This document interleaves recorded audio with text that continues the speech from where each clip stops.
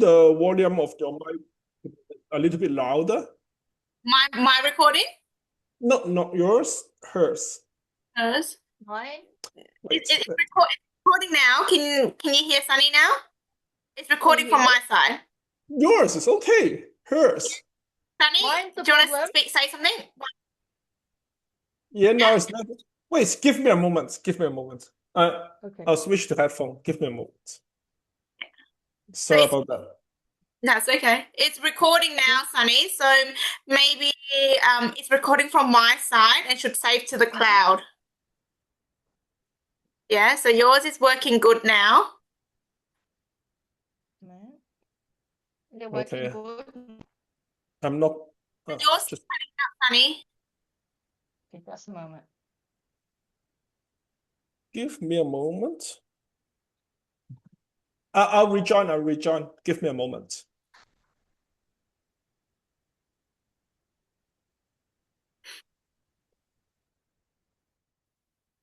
Me now? Yours is cutting out. Just cut this part off when you do the thing later. Just cut the beginning off. Wait a minute. You're lagging.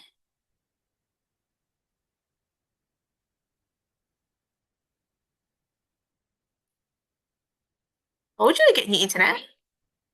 Yeah, I can, but it's very slow. I can hear myself now. Isn't it? I can hear myself on your mic. Can you hear me? Yeah, I can. Better? Yeah, but slow. Why is it so slow? And I can hear myself from your background.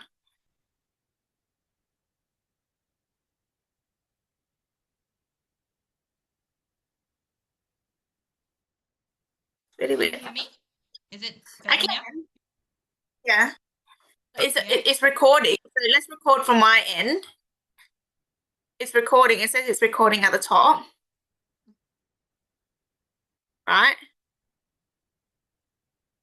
So let's hope this works. And it'll save to cloud. Yep. So you want me to have a vertical or horizontal? Oh, whatever suits you. Yeah. It's all right. It's all right. You choose your angle. Yep. Okay. Okay. Okay. Let's go. Can you hear me clearly now, Derrick? Yeah, yeah. Sunny, do you want to try yours? Can you hear me? I can hear you. Yep. Yeah, all good then. Probably I got too much background noise, so that was the issue, but it's all right. I got it fixed. Give me a moment. Sorry.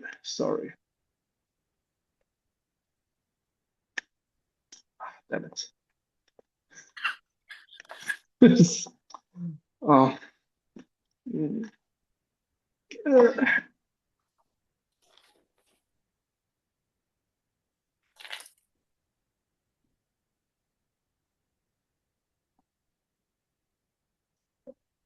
Okay, all good now.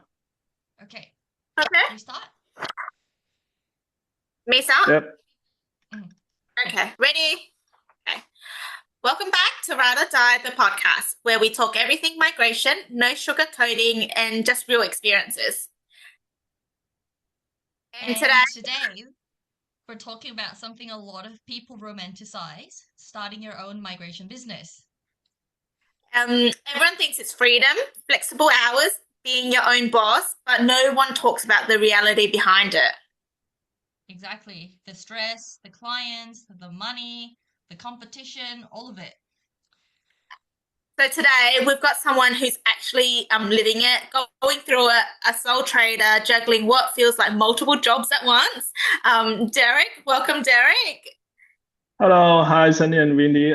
Yes, I'm Derrick, and I'm actually working as a sole trader with migration for around 2 years. Well, I'll say that what I'm going to say is mostly from the living side as a migration agent. So anyway, then just a little bit more about myself. And I was born in Hong Kong, so I actually have other, well, I'll say other part-time stuffs. Like I'm also a Chinese to English translator, and I'm also a driving instructor. So, but of course, being a migration agent is well, a very important and very important source of income for me. And I can say it's just like currently I have a one pie, and then I have different kinds of income from different industry. Yeah. That's really good. What made you start your own migration practice? What made you step into this industry? Well, actually, I was an employee back in my hometown for more than 20 years. So, I had an opportunity to migrate to Australia, and then I was thinking, oh, maybe it's time for me to have some changes instead of being a full-time employee. Perhaps I can be kind of like being a slasher, that I have more time for my family and enjoy life rather than just go to work every day. So initially, I start off with being a translator, but then, well, as long as you have a good start, then you start to think something else, like, how can I increase my income? And then I thought about being a migration agent. Is because I'm a migrant myself. Plus, I can see that the market has a lot of potential, and also I think that Australia is a very well, attractive destination for people to migrate. So although right now some people are saying that there are too much migrants, but in my opinion, as a migration agent, this market is a very good market that we can tap its potential. So Ah. anyway, then yeah, so that's why I started being a migration agent. Yeah, because obviously with what you went through, your experience, your background as well. So I can see why you decided to go this pathway. But when you started out, what were some of your biggest challenges? Like, did you have like any Well, that kind of stopped well, you? Did you reach? yeah, the most I think all of the migration agents right now will agree that the capstone exam is one of the most biggest challenge initially. But aside from that, I think that the pressure and the need to establish a business it is there. It's something that you cannot, if you want to do to become a sole trader, it's something that you must face it. Well, in my scenario, it's fortunate for me to have a strong business background because I'm a marketer back in my hometown, and also I did have some experience in establish my own business there. So yeah, but well, of course, I need to familiarize with the law in Australia, and also I need to take time to try to do something that is not really something that other people will think of. Like, although I'm a migration agent, I need to do marketing, I need to do accounting, I need to manage my database, and I also need to manage my website. And aside from this, I'll also need to do something like very boring, like I need to think about the text that is going to appear on my website, and I also need to manage the social media. So if you want to decide to go as a sole trader, you need to prepare that there are lots of stuff that is not really about migration law that you really have to do it. Well, I can after all in one you package. started your business, how did you find clients in the beginning? Well, uh, maybe I'll put it in another way. So imagine you start a business. What's the just imagine that you're a business that's trying to retail or sell your service. How do you find clients? This is an initial question of any business, because if you don't have any clients, you just can't survive. So for me, it's very simple. As I said, I'm a marketer. So what I did was marketing. Some people they rely on referrals, but when I started, I put a significant sum of money to establish myself online. For example, I need to create a proper website, and I put budget to promote myself through online channels, like the Google Ads or the Facebook advertisements. And also, well, of course, some people may say that, oh, if you're good, then you don't need to promote yourself. But that's definitely not true. You need to prepare that because this market is very competitive. So if you don't have a significant sum of money for marketing, then you just can't push yourself into the market. And if you don't have any audience, then you won't find any clients. So I can say that when I start off, every day I had like 2 or 3 inquiries, just because I put a significant sum for the marketing. But then, of course, I scale back a little bit right now because I already have a steady source of leads. As you said, the market's quite competitive. Then let's talk about pricing. How did you decide what to charge to clients? Well, pricing is something very interesting. When you start off, you usually find it very hard to charge very high. First thing is because you're desperate to have clients. Well, you are your own boss, so anytime you wasted in the aisle not doing anything is actually a waste of income. So, well, I think that most of the agents would start off charging relatively competitive initially. But then when you have a steady stream of clients, then you can charge a little bit higher.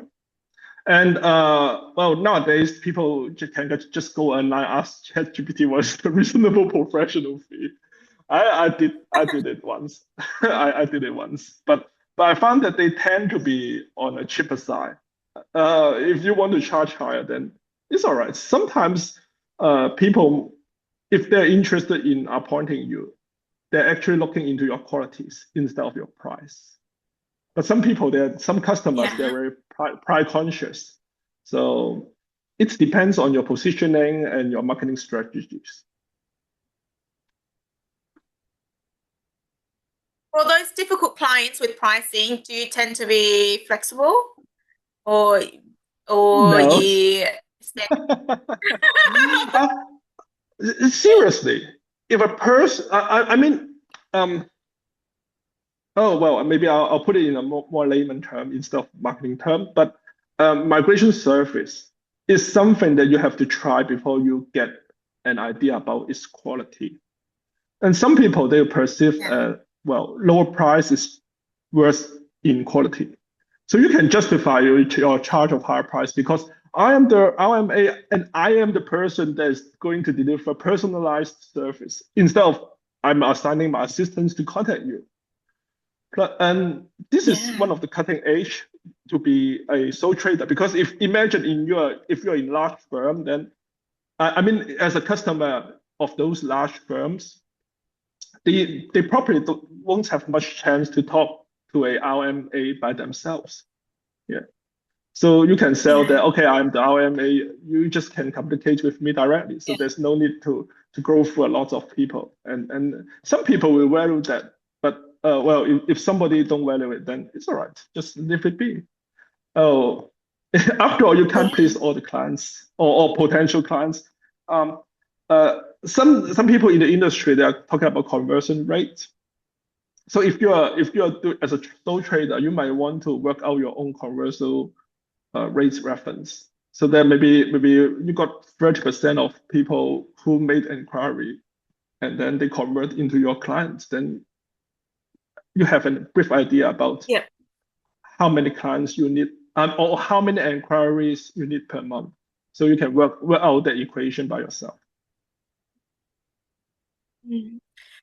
That's a very good. Are there any mistakes you made that you regret?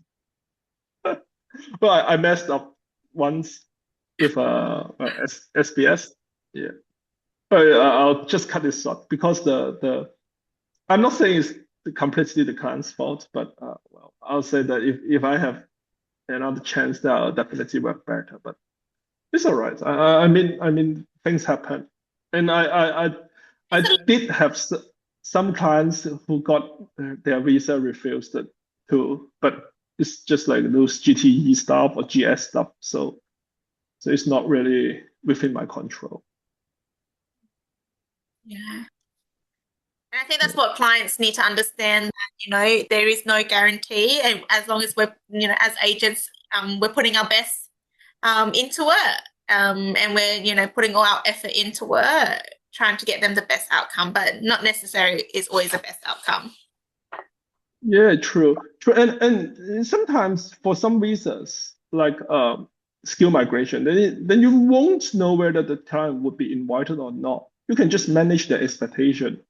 I won't say this is, well, of course, sometimes I'll say, okay, you may have like 70% of chance, but it's only my estimation that there's no 100% saying that you definitely got invited. And the clients needs to understand that. Otherwise, they'll come to blame you.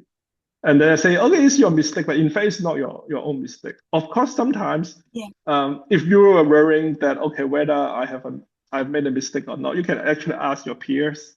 It's good that we have some connections with the others. Otherwise, if you are working by yourself and then you don't have other people to ask, that'll be a nightmare. Yeah, the support, right, Sunny.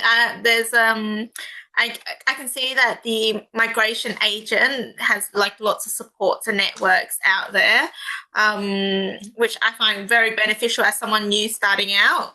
And the support, like I feel like anytime you have a question, there's always someone that can answer it. But then for anyone thinking of starting their own practice, what one advice would you give them?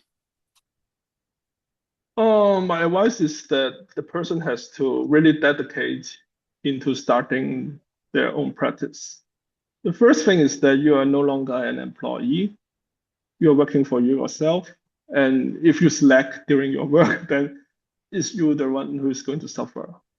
Secondly, then you cannot expect to have a long leave. It's true that, okay, when you are an employee, you can just go and have 2 weeks of annual leave, go to have a holiday, and then after you come back, there's nothing happened. But if you do your own practice, then make sure that you need to work every day. Otherwise, your clients will hate you because you are not responding to them.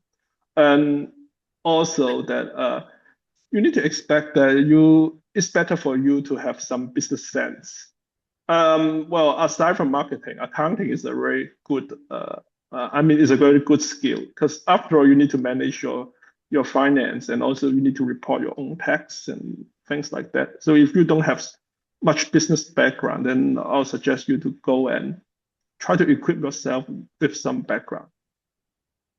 And finally, I'll say that it's not as romantic as people think. Of course, it's just like digital nomad. Then you may think that, okay, I can go and work in a holiday resort for like 2 weeks. It's true. But the fact is that you're serving the client by yourself and you are actually building your own brand. If you mess up yourself, then you are the one who is going to suffer. So, it's good to have freedom, but on the other hand, the freedom comes with greater responsibility. Yeah. Very personal question. What's your favorite visa subclass to apply? If you had to choose one visa subclass that it's my favorite, which one is it? Well, I'll definitely say it's partner visa. Well, it's not that difficult to work, but sometimes you have challenges, and sometimes that you need to go into something very detailed. Of course, some people they are in very difficult situation, and then you can actually advise them how to go through these difficult situations. So personally, my favorite is partner visa, and it gives a little. It's all right. I mean the professional fee return is all right. It's not as much as some type of visa, but it's decent, I'll say. is decent. And you can charge stage 1 and stage 2. So you can guarantee that you'll have some income 2 years later. Yeah, at least you're covered. At least you got something to cover yourself. Because well, if you ask me that in the whole process, the first visa that I got is actually a partner visa. Yeah. And then it is good to have partner visa because the return period is very quick. Just like if somebody is interested to apply a partner visa and then they'll pay a deposit and then you work like for 1 or 2 months and then you can just submit the visa application and then you got the money. But imagine you are going for skilled migration. After 2 or 3 months, you probably only get to the skill assessment part. So, and you cannot guarantee to have the last part, the visa application part going into your pocket because after all, you need that your clients to be invited. So, and so that's why I say, yeah. Opposite to Sunny, what is your one visa that you do not want to do or would prefer to have the least? Okay, I know some other colleagues, they are specialized in 482 or 186. Yeah, I'm not that kind of agent. But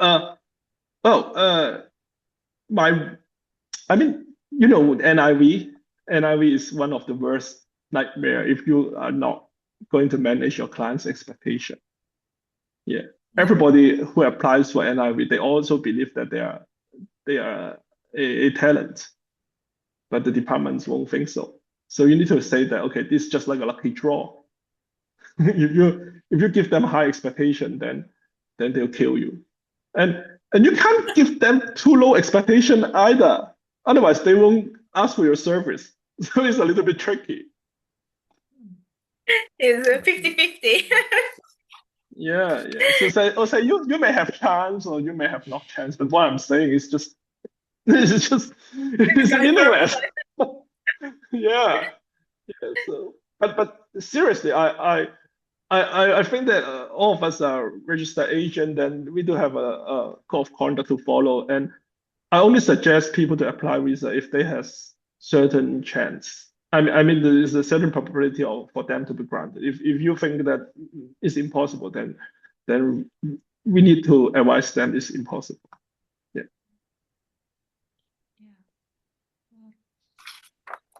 I think this episode really shows that running a migration business is not just about being an agent. It's like about running a full business, and it's definitely not as easy as people think.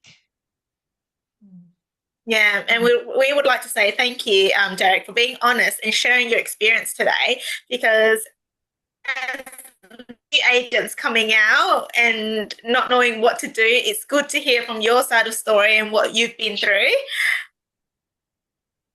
So, guys, if you found this helpful, make sure to follow us, share with someone who's thinking about becoming an RMA. And remember, there's no sugarcoating. It's just all real talks on our podcast. So, Sunny? Yeah. We'll see you in the next episode. Bye. Bye.